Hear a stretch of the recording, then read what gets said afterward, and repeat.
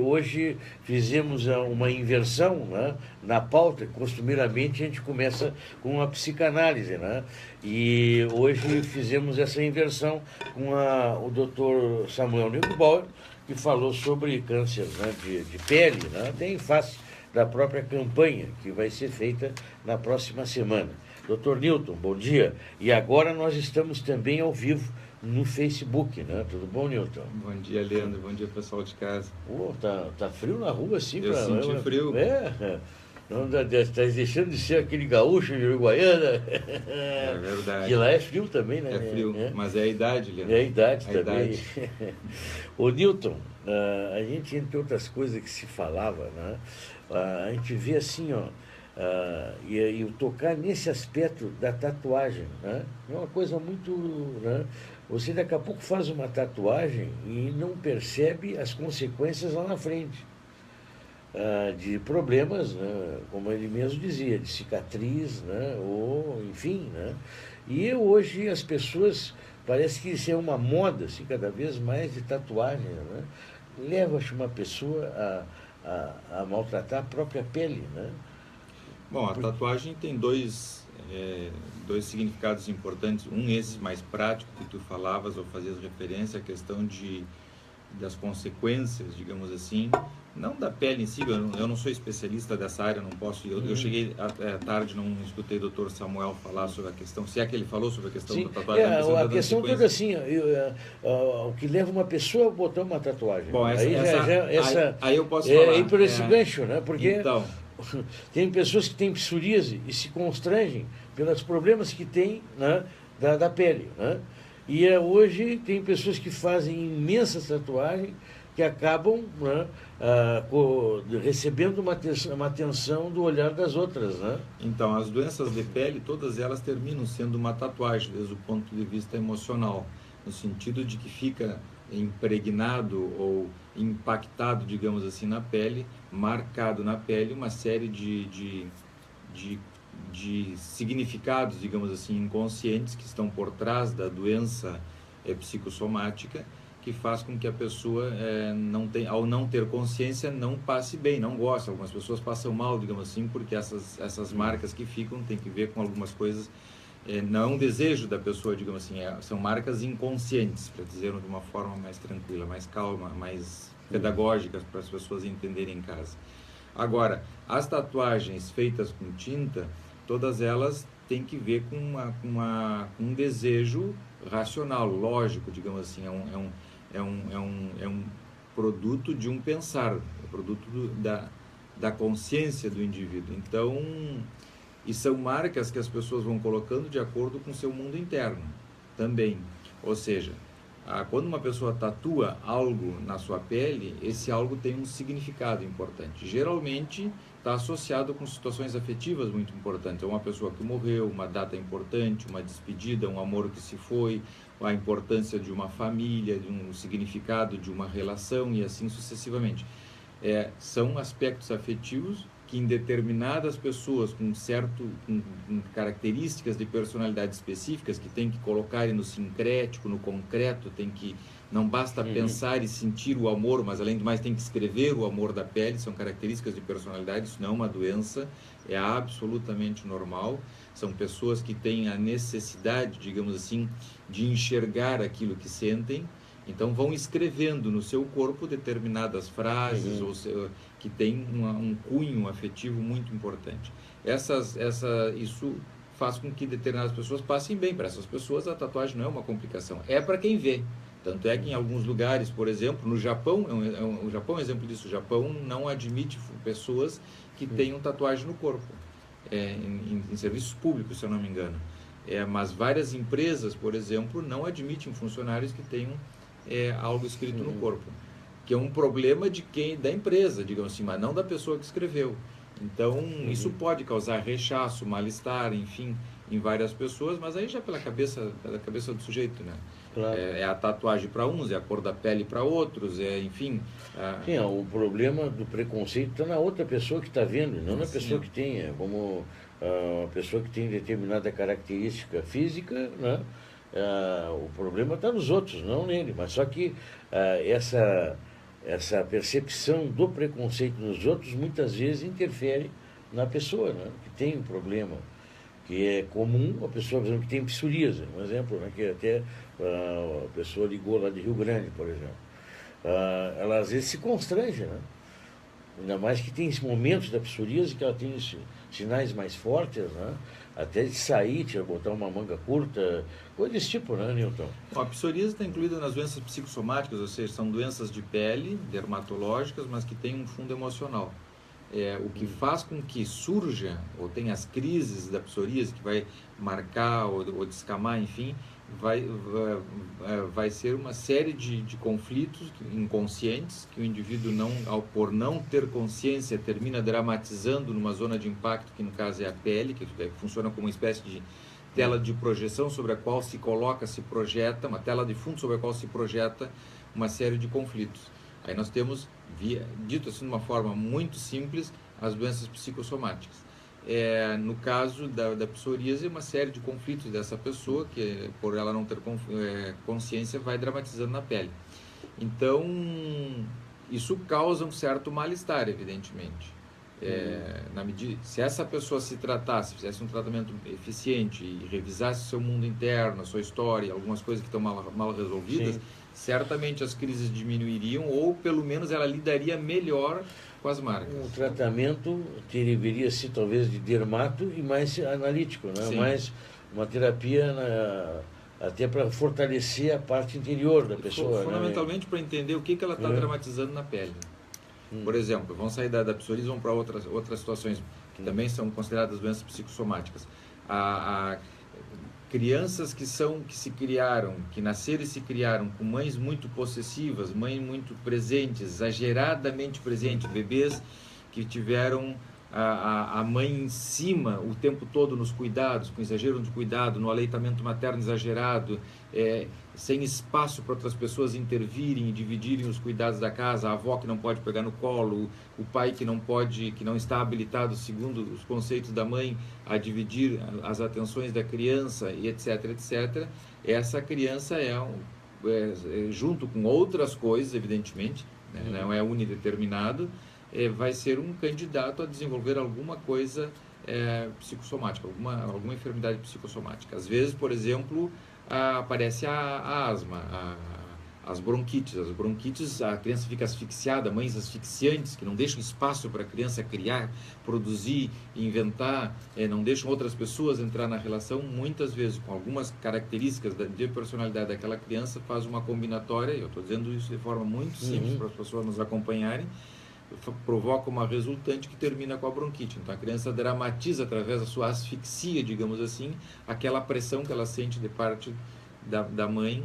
E eu digo da mãe por quê? Porque a mãe é a pessoa que está diretamente relacionada, mas poderia ser uma outra pessoa que asfixiasse a criança, nos cuidados exagerados, digamos assim. Tu tens uma percepção que alguém está te asfixiando a tua vida, assim, né? E tu coloca no teu sintoma assim, fisiológico. Dramatiza no corpo, por uma característica de personalidade. Está facilitado isso. Agora um exemplo Newton, só, né? A gente vê, às vezes, a pessoa que está muito bem, ela diminui o sintoma de algumas doenças que são psicossomáticas, né? Outro exemplo que eu coloco, Newton, por exemplo, tem algumas doenças, vou pegar o caso da herpes, né? Se tu diminui a tua imunologia, né, ela volta. Né? Sim. Quer dizer, a exemplo da imunologia, o teu organismo está bem nutrido, bem alimentado, né? Vamos dizer assim, o teu psique também tem que estar bem alimentado, porque é uma defesa contra esse tipo de situação de doenças somáticas, psicossomáticas. 100% das vezes que uma pessoa se deprime imunologicamente é porque ela também está deprimida psiquicamente. Por exemplo, para as pessoas nos acompanharem. Se uma pessoa se entristece, tem uma notícia horrível, se entristece e se deprime logo depois, como por exemplo, depois de uma briga de casal, uma separação, a notícia da morte de alguém querido, etc., imediatamente a pessoa faz um resfriado. O que é um resfriado? O resfriado é uma série de sintomas, digamos assim, de coriza, fica com os olhos chorosos, espirra, fica com uma espécie de uma correndo líquido pelo nariz, a pessoa fica abatida, com o rosto choroso, ombros caídos, que caracteriza também uma depressão momentânea psíquica. A depressão psíquica se acompanha de uma depressão imunológica, ou uma queda das defesas. Sim, então, sim, aqueles vírus, aquelas bactérias, ou aqueles que pode ser o caso do herpes, que já está no corpo, ou A depressão, de repente, ser o fator, né? A depressão ou uma tristeza, alguma coisa assim, ser o fator da tua imunologia. Vai junto, a depressão imunológica se acompanha da depressão psíquica. Então, nesse caso, nesse exemplo que nós estamos dando, claro que existem outras variáveis mais complexas. Isso para mostrar que o psiquismo e o orgânico vão juntos. E que algumas pessoas têm uma habilidade, por facilitação em termos de características de personalidade, de dramatizar isso no corpo com mais veemência. Se uma pessoa, por exemplo, tem uma grande decepção amorosa, ou no trabalho, ou com um amigo, ela pode infartar. O que é o infarto? O infarto é a dramatização no coração, que é considerado o órgão dos afetos, daquela dor horrível que a pessoa está sentindo pela traição. Então ele infarta. É comum nas grandes decepções os infartos, inclusive com morte súbita, muitas vezes com parada cardíaca, pelos grandes quadros de decepção. Quando o indivíduo se decepciona consigo, é mais importante ainda. Quando o indivíduo tinha uma ideia de que ele era lindo e maravilhoso, que ele podia tudo, sabia tudo, em determinado momento quebra a empresa dele, ou a mulher trai ele, ou um filho diz: eu não quero mais me dar contigo, não quero mais ter relação contigo por causa disso. Se a pessoa toma consciência que ele fez uma infinidade de coisas equivocadas ao longo da vida e que levou a que aquelas pessoas não queiram mais, ou que ele não era tão bom quanto ele pensava, e se autodesidealiza bruscamente, muitas vezes isso se acompanha de infarto. Na maioria das vezes até se acompanha de infartos violentos, em grandes áreas, às vezes até com morte súbita. O que faz com que nos mostre que aquele órgão, aquela pessoa com aquela estrutura de personalidade serviu de expressão para um afeto enorme, nesse caso a decepção consigo, que ele não foi capaz de esbravejar, de falar, de chorar, de contar, de pensar em voz alta para alguém. Expressou por uma outra forma. Então é um quase canal. Autodestrutivo. Nesse caso, sim. Autodestrutivo, aliás. Bom, nesse caso, por quê? Porque se a pessoa é muito narcisista, se a pessoa tem uma autoidealização enorme e não tem um canal que drene isso em algum momento, esse sentimento todo, e novamente, eu estou resumindo e didaticamente tratando de mostrar para as pessoas em casa. Claro que isso é mais complexo, mas poderíamos ficar várias horas falando sobre esse tema, tentando fundamentar metapsicologicamente. Mas, dito de forma simples, ele, ao não poder canalizar esse afeto de forma consciente, falar, sentir, relacionar, linkar com várias coisas na vida, ele termina descarregando ou expressando através do coração, que nesse caso é o órgão dos afetos, dos sentimentos, só que é incompatível muitas vezes com a própria vida.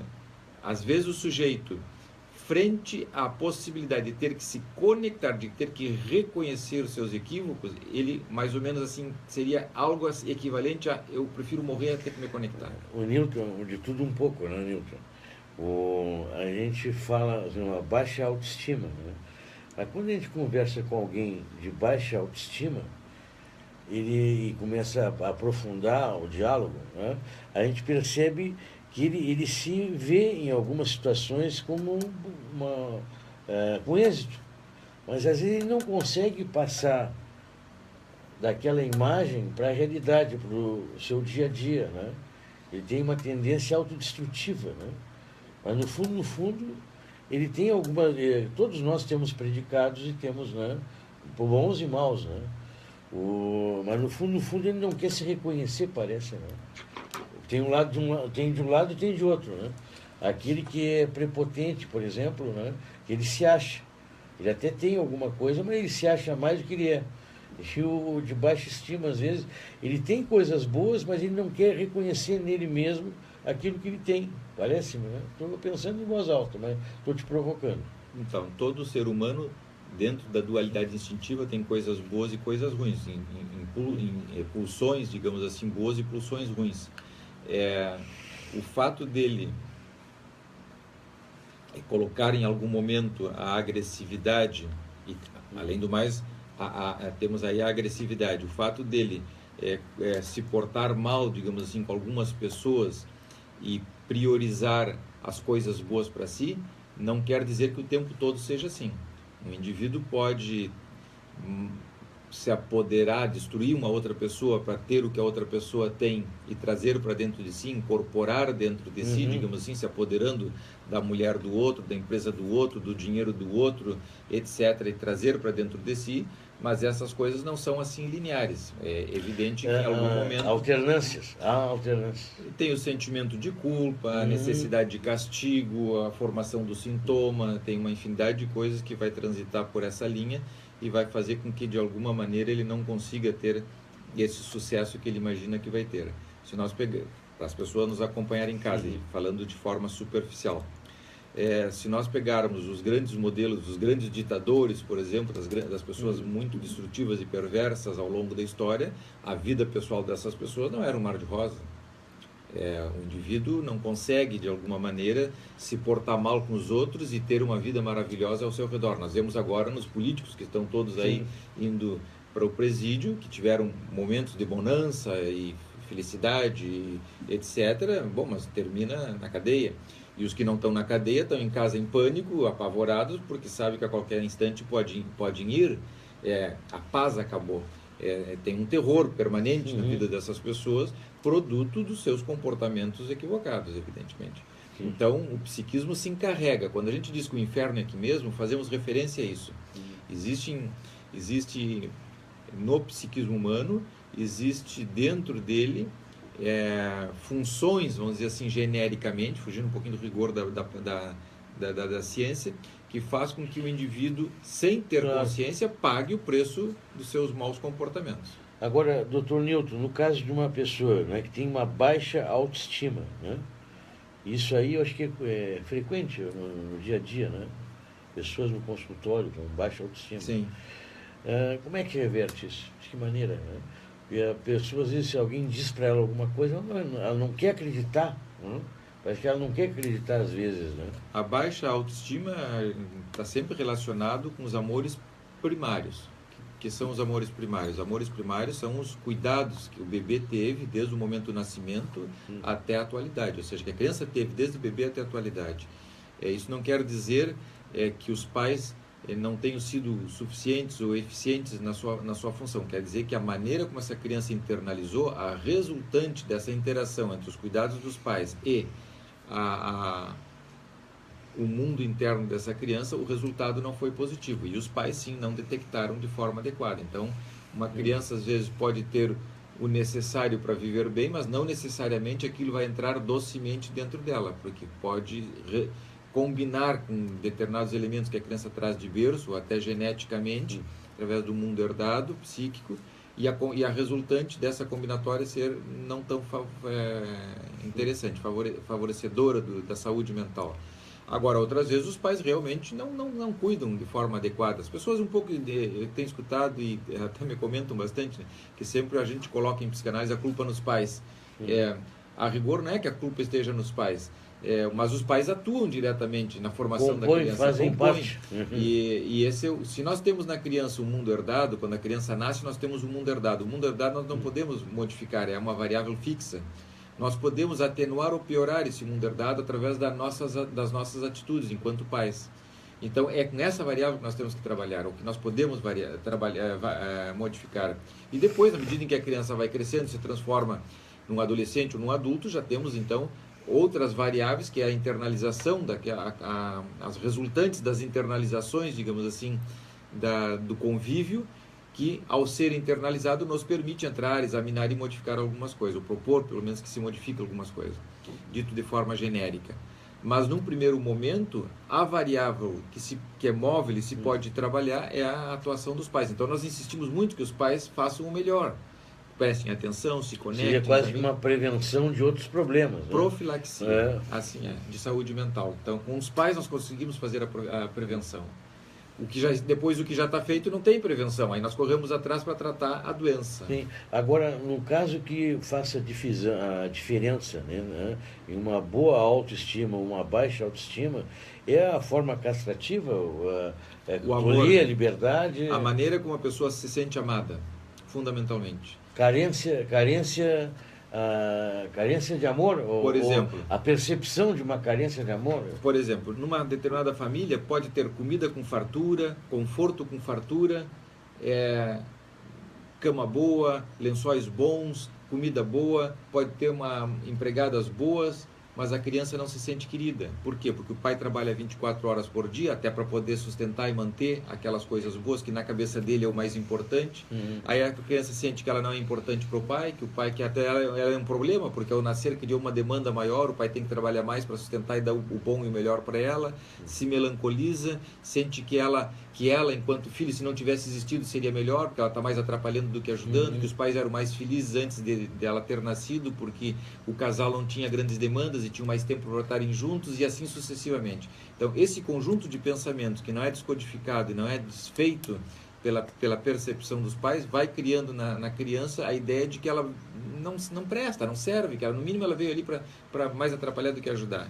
Então, isso é o que vai, entre outras coisas, criar uma autoestima baixa. Então, a pessoa, desde bebê, começa a ter a percepção de que ela não deveria... Não tem valor. Não tem valor, que ela não deveria ter vindo. Se ela tivesse valor, o pai ficaria com ela o tempo todo. Ou a mãe ficaria com ela o tempo todo, não delegaria ela para uma babá. Sim, mas de qualquer maneira, às vezes nos impede o dia a dia de ter esse comportamento mais próximo, né, Newton? Como compensar isso, né, até com uma medida preventiva, né, Newton? Quem está nos escutando, bom, eu me enquadro nessa situação. Como é que eu posso fazer, então, para tentar dar uma condição diferente? Bom, primeiro, antes de mais nada, nós temos que saber que o dia tem 24 horas e que se nós nos dedicamos muito para uma só coisa, vai faltar para outra. A vida é um cobertor curto. Destapamos os pés, destapa a cabeça, destapamos a cabeça. Então é uma questão de equilíbrio, de entendermos até onde nós temos que nos dedicar a uma determinada coisa e a partir de onde nós temos que dizer, basta, eu não vou me dedicar mais a essa coisa, eu vou cuidar, eu vou me dedicar à minha casa, à minha família, eu vou brincar, enfim. É um ponto de equilíbrio, evidentemente, que nem todo mundo consegue ter. Esse é um aspecto. O outro aspecto é a qualidade do tempo que nós temos livre.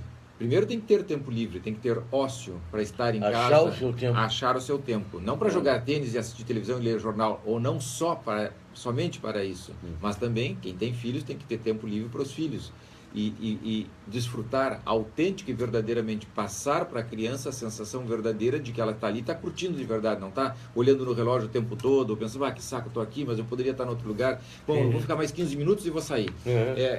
A criança percebe tudo isso, a criança não é idiota, ela não é louca, a criança é criança, ela tem a percepção dela e muitas vezes percebe até de forma deformada, o que é pior, sempre deforma para pior, nunca para melhor. Então os pais têm que terem essa capacidade. Imagina assim, está louco para se ver livre de mim. Assim, a criança essa não diz. Frase é cruel, não é? A criança não diz, mas a maioria das crianças percebe isso. Em determinado momento, quando os pais estão ali mais fazendo figura do que verdadeira e autenticamente desfrutando. Então, aí tem as férias, uma vez por ano, cada vez as férias são mais curtas, e mesmo assim as férias também é para o pai descansar, porque está muito cansado do ano todo, então a criança passa mais ficar em função do pai e da mãe do que os pais em função dela, e aí começa um enredo, né? Depois de desamarrar isso, tem a sua complexidade. Por isso, voltamos à questão dos pais. Por isso os pais são tão importantes nessa dinâmica. Podemos ajudar ou piorar. Podemos melhorar uma pessoa ou afundar uma pessoa no pior que ela tem. Agora, o fato é que essa autoestima elevada, num patamar melhor, também até te ajuda para enfrentar a vida até com doenças, enfim, né? Porque... Se diz em psicanálise que as crianças que se sentiram amadas pelos pais são vencedoras na vida. As crianças que não se sentiram amadas pelos pais serão fracassadas, ou tenderão ao fracasso. Então é muito importante, e mais ainda, se fala que a figura paterna, ser amado pelo pai, é uma energia que dura para sempre, é como andar com um tanque de combustível cheio. Então é muito importante que os pais tenham essa consciência de que o investimento do seu amor nas crianças, verdadeira e autenticamente, é um combustível para toda a vida. Claro, se não tiver o pai, vai ser um avô, se não tiver o avô, vai ser um irmão mais velho, enfim, alguém tem que exercer essa função. Que substitua a figura paterna. Mas, verdadeiramente, essa criança tem que se sentir amada, querida, desejada, ela tem que olhar nos olhos e ter a convicção de que aquele amor é verdadeiro, de que não é só um figurante na vida dela, não é só um provedor. Ser provedor é uma coisa, amar é outra, completamente diferente. A função paterna não passa só pela situação de prover. Prover é importante, é fundamental, mas existe uma infinidade de outras coisas que são tão ou mais importantes e no conjunto determinam o destino de uma pessoa. O Newton, ele tinha 11 minutos, né, ainda de programa, e eu tinha pensado em trazer o assunto, né, para a loucura do dia a dia, né, Newton? Foi muito mostrado nas TVs nessa semana, não sei se tu acompanhou, às vezes tu não acompanha muito o jornal, né? Não, eu estou bem atualizado, todos os dias eu trato. Aquele episódio, né, do rapaz de 20 anos, né, que estava envolvido na ocupação, invasão da escola, vou usar os dois termos, de acordo com como queira analisar, né? E o pai não queria deixar, acabou matando o filho e se suicidando, né? Algo, olha, não dá para mensurar assim a loucura, o nível de loucura que nós chegamos, Nilton, numa relação pai e filho. Essa relação, né, estava pior do que o sistema político brasileiro, né, eu acho. Né? Olha, são diferentes níveis de comprometimento. Claro, nesse caso, tu usasse a palavra loucura. Quando uma pessoa chega nesse gesto, evidentemente perdeu a razão há muito tempo. Mas nós vimos agora, há poucos dias atrás, e vale a pena falar sobre isso, porque foi anteontem, a filha do ex-governador Antônio Garotinho, por exemplo, gritando desesperadamente atrás da ambulância do pai. A menina era autêntica, verdadeiramente estava desesperada. Claro, mas agora, ali se espera uma reação dessas, né? E agora, a mídia explora porque ela é deputada. Eu nem sabia ser uma menina. Mas ela Bom, é natural que faça isso. Ali era uma menina, claro. Era uma filha. Agora, quem é que deveria repensar os seus atos? Um pai. Um pai que se expõe. Um pai que corre riscos. Nesse sentido que nós estamos colocando. Ele pensou na família dele em algum momento? Ele pensou em ter, em adquirir. Mas em algum momento ele pensou que ele poderia expor a filha, em algum momento ele pensou que poderia fazer a filha passar por tudo aquilo, ele teve um pensamento mais profundo, além essa coisa que a gente diz, não, isso eu não quero para mim, e quando tu diz eu não quero para mim, é porque tu estás pensando na tua família, na tua casa, te colocando no lugar dos teus filhos, enxergando determinadas coisas que não deveriam enxergar, e que cabe a ti protegê-los, mesmo que seja renunciando a algumas coisas. Então, essa organização mental, essa profundidade, essa capacidade de poder discriminar entre o que serve e o que não serve, pensando no outro, poucas pessoas têm. Evidentemente que isso cria dentro da pessoa um desespero, porque tu expõe a pessoa a uma situação absolutamente desesperadora, assim, limite. São as situações que a gente chama de limite, onde a capacidade de pensar do dia a dia normal não alcança para exercer as funções que são necessárias naquele momento. A pessoa se descontrola, sai de si, perde a capacidade de pensar logicamente.